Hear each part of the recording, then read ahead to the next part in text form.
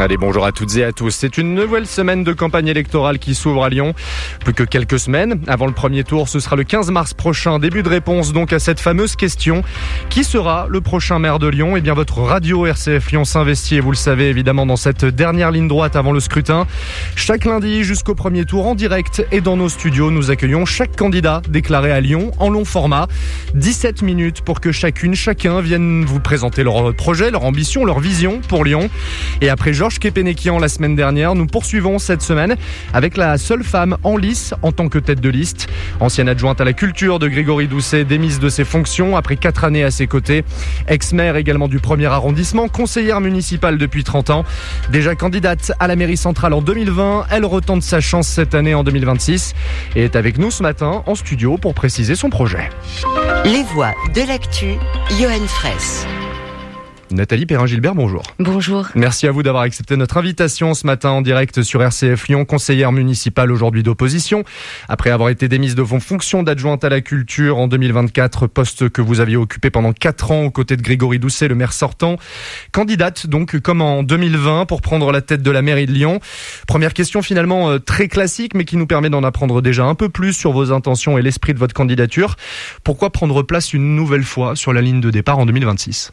Parce que je pense que je peux porter la voix des Lyonnais et des Lyonnaises que je consulte au quotidien sur le terrain et que je peux proposer aussi une autre voix pour Lyon, entre d'un côté la voix d'un ultra-libéralisme porté par le candidat Aulas et de l'autre côté une voix proposée par le maire sortant, un maire qui sans doute est arrivé à la ville de Lyon avec de bonnes intentions mais qui n'a pas su comprendre la ville et qui n'a pas su embarquer avec lui les Lyonnais et les Lyonnaises. Et donc, je veux proposer cette autre voie pour Lyon. On va revenir un petit peu plus précisément, évidemment, lors de cet entretien sur cette autre voie que vous voulez incarner.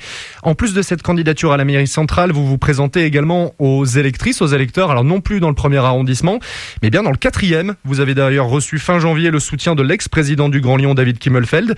Pourquoi ce choix, là aussi, notamment cet arrondissement-là, on vous avait beaucoup vu, alors oui, à l'époque, en tant que maire du 1er, aussi dans le 8e, beaucoup. Finalement, le 4e, pourquoi ? Alors, c'est une raison toute simple, c'est parce que j'y habite et je trouve important que les élus soient aussi des élus de proximité. Donc, j'habite le 4e, il me semble logique de me présenter devant les électeurs du 4e arrondissement. Et puis d'autres raisons, une autre raison, plus politique cette fois, c'est, vous l'avez dit, j'ai été pendant 3 mandats, 19 ans, maire du 1er arrondissement et je pense qu'on ne peut pas être et avoir été. Je me voyais mal revenir sur un arrondissement 6 ans après finalement et je pense que ça aurait été une mauvaise campagne et puis j'ai envie d'apporter mon expérience à celles et ceux qui m'accompagnent sur le 4e. Et concernant le 8e, je confirme que c'est un arrondissement qui m'intéresse beaucoup politiquement, sociologiquement et je serai d'ailleurs candidate en tant que candidate à l'élection métropolitaine sur la circonscription qui correspond au 8e arrondissement. Pourquoi ? Parce que c'est un arrondissement assez délaissé. C'est un arrondissement qui est très concerné par les politiques métropolitaines. Je pense au logement social, je pense au déplacement, je pense à la voirie. Et donc, j'irai porter là-bas les questions métropolitaines. C'est compliqué de faire une triple campagne ? Non, parce qu'en fait, les sujets se recoupent. Moi, je souhaite que les arrondissements, la ville de Lyon et la métropole trouvent enfin le chemin du dialogue et de la concertation et se mettent autour de table pour travailler ensemble sur un certain nombre de sujets. Chacun a sa pierre à poser sur l'édifice. C'est vrai pour le logement, c'est vrai pour la culture et c'est un point très important. C'est vrai sur la vie associative, sur le quotidien des Lyonnais. Et au contraire, il faut connaître à la fois le terrain, c'est-à-dire l'arrondissement, mais aussi les rouages d'une collectivité qui paraît plus éloignée, comme la métropole de Lyon. Donc je pense qu'au contraire, c'est très complémentaire. Vous incarnez une candidature, alors, on pourrait le dire ainsi, de centre-gauche. Plus de gauche que de centre, en tout cas, aujourd'hui. Je me revendique comme une femme engagée à gauche. Voilà, plutôt de gauche, en tout cas, aujourd'hui. Une sensibilité qui aurait pu tout de même vous rapprocher de Georges Képénékian, qui était à votre place la semaine dernière. Pourquoi ça ne s'est pas fait aujourd'hui ? Vous êtes respectivement entre 3 et 7% suivant les sondages. L'union fait pas la force ? L'union fait la force, bien sûr que si. Simplement, avec Georges Képénékian, nous avons partagé des constats communs. Nous en sommes, et je le regrette, restés finalement au stade du diagnostic. Vous savez que Georges Képénékian est un ancien médecin, donc il pose de très bons diagnostics, mais nous n'avons pas réussi pour l'instant, et en vue de ce premier tour, à tomber d'accord sur les manières de répondre à ce diagnostic commun, les priorités, la force aussi de l'engagement politique, de la place des citoyens et des citoyennes dans l'engagement politique.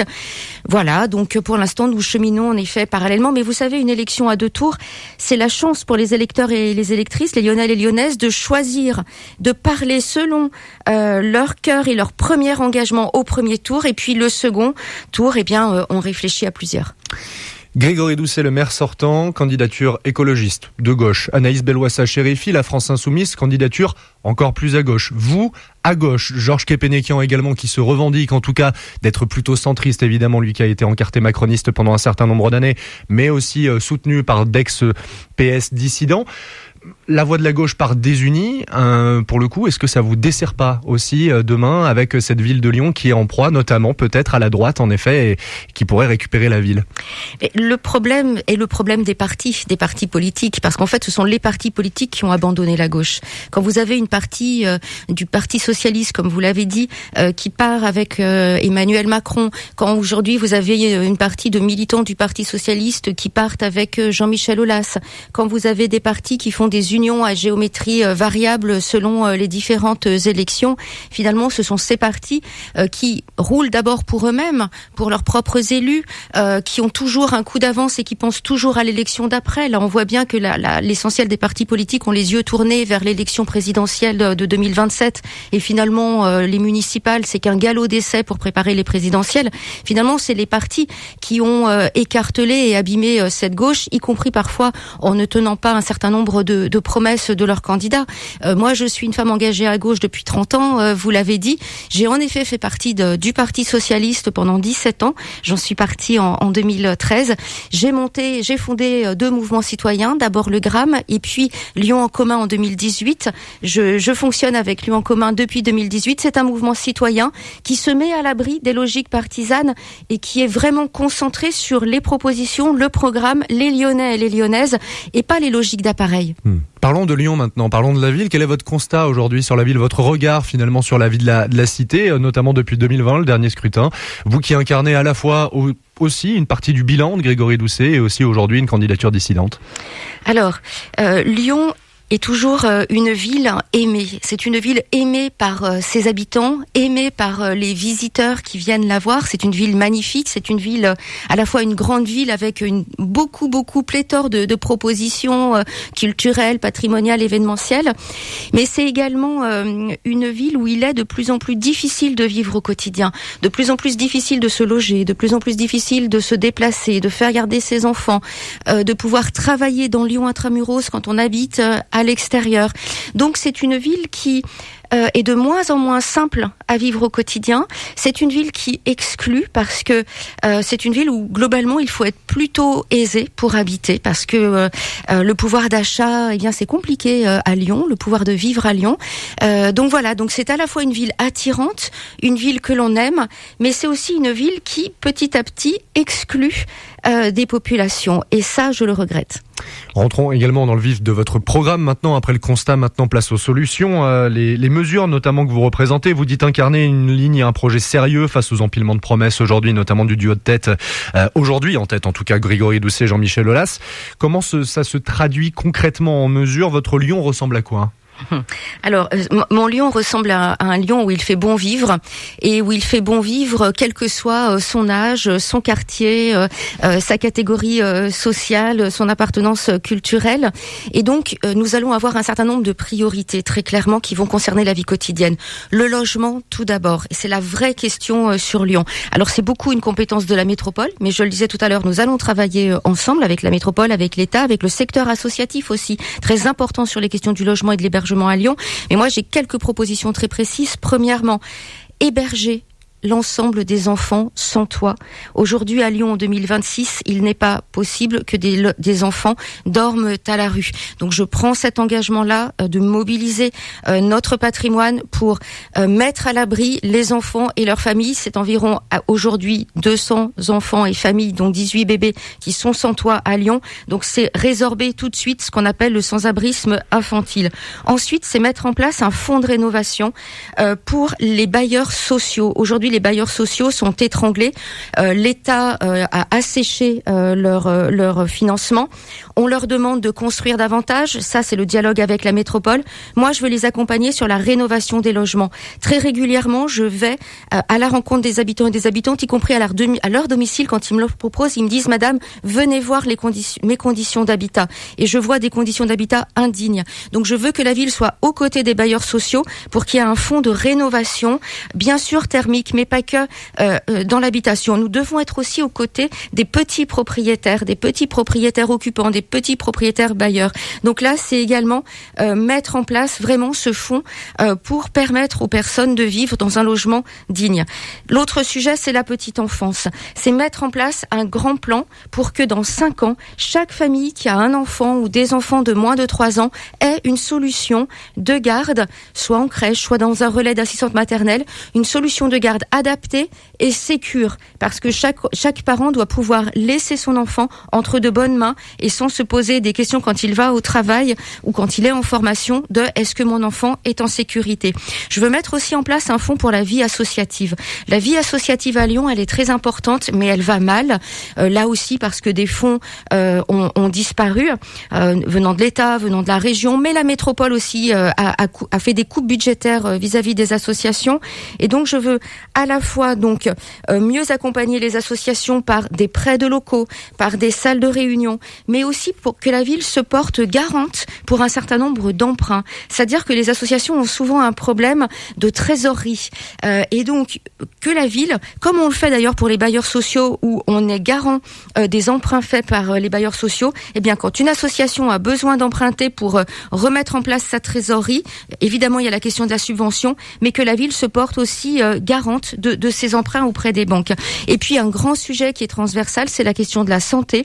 La ville de Lyon, les villes, d'une manière générale, sont la bonne échelle pour mettre en place des plans de santé publique. Alors, là aussi, ça part de la femme enceinte, ça parle de la petite enfance avec des mesures de prévention dans nos PMI, dans nos crèches. Ça va jusqu'à l'accompagnement de nos seniors, des personnes âgées. Et puis, c'est lutter contre les déserts médicaux. À Lyon, aujourd'hui, nous avons des déserts médicaux. Beaucoup de Lyonnais, des milliers de Lyonnais qui n'ont pas de médecins généralistes, de médecins référents. Et nous devons rouvrir, parce qu'elles ont fermé, certaines, sur tous les arrondissements, sur un certain nombre de quartiers, des maisons de santé. Pour notre média, et d'ailleurs comme pour une ville comme Lyon, il y a une spécificité évidemment, celle de la place des différentes communautés religieuses dans la cité. Évidemment, se présenter à ces élections-là, c'est se présenter aussi à ces électrices et ces électeurs-là particulièrement. Quel est votre regard et puis peut-être aussi vos propositions pour ce caractère propre lyonnais, autour de ce caractère propre lyonnais? Alors moi, je suis très attachée à la pluralité et à la diversité. Et d'ailleurs, je remercie RCF pour son invitation et le temps long donné à tous les candidats pour pouvoir exposer leurs projets.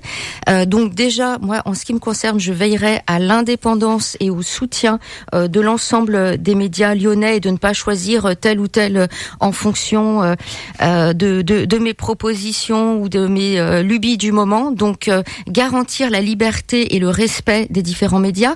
Et par rapport à cette question dont vous venez me parler, moi je suis pour la laïcité, je crois à la laïcité, mais une laïcité qui protège. Une laïcité qui protège toutes celles et ceux qui croient, quelle que soit leur croyance, qui protège toutes celles et ceux qui ne croient pas et qui respectent ces choix-là, ces choix d'intimité, cette foi intime, ou alors ce choix de ne pas croire.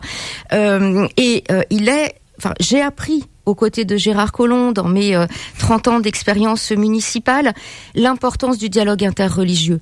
Et là, si je retiendrai quelque chose des mandats de Monsieur Collomb, c'est d'être en capacité de mettre autour de la table les différentes communautés religieuses et de croyances et de retrouver ce dialogue-là qui est absolument nécessaire pour la vie de la cité. La question du vœu des échevins, évidemment, se pose naturellement quand on pense à ce caractère propre lyonnais. Vous y participerez.